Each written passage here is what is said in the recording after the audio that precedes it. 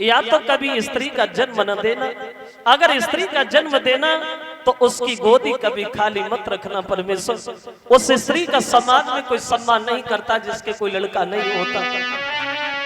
रोती हुई घर छोड़ करके खेतों की तरफ चली है, लेकिन दिल में विचार बहुत आ रहे हैं। अपने पति के चेहरा को मुड़ मुड़ के देखती जा रही है। आँखिन में आंसू भर आए और घर से महारानी चली दी।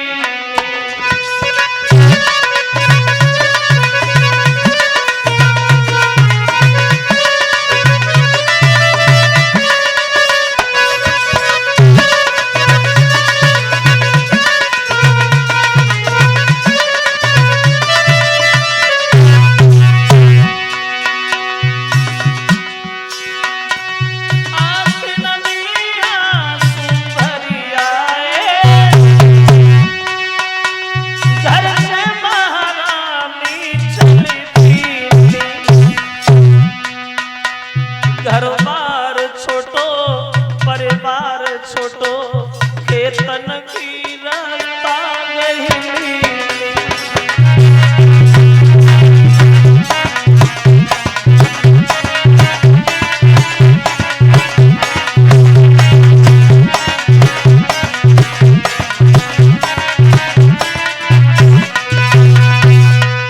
रोती हुई घर को छोड़ के निकली गई।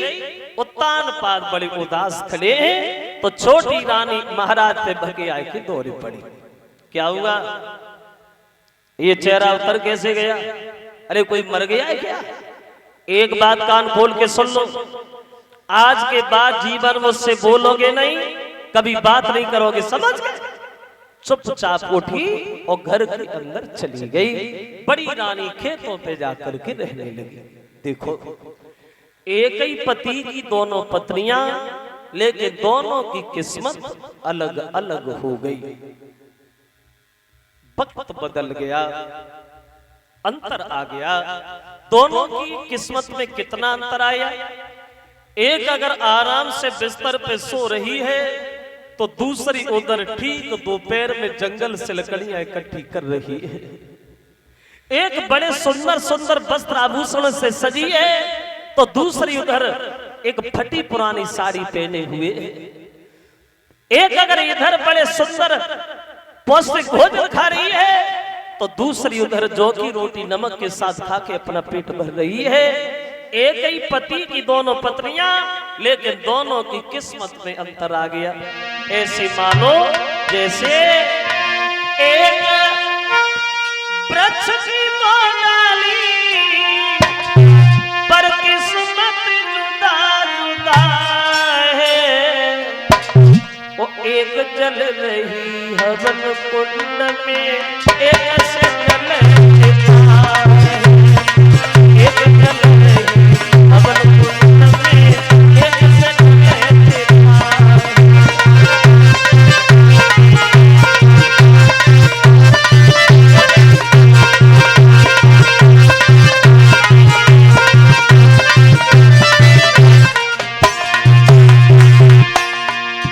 किस्मत अलग है। ऐसे ही रानियों में अंतर आया। अरे एक वृक्ष की दो डाली, एक वृक्ष की दो डाली पर किस्मत जुदा जुदा है। वो एक जल रही हवन कुंड में, एक से जल रहा है।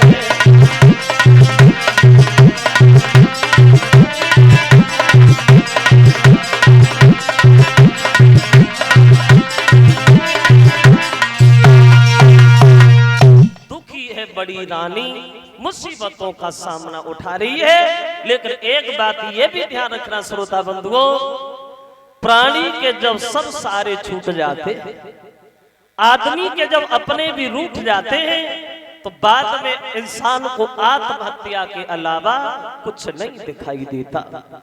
देख लिया बड़ी रानी ने, अब हमारा दुनिया में कोई नहीं है और ये दुख से भरी जिंदगी जी नहीं जा रही। तो एक दिन अंधेरी रात में विचार किया,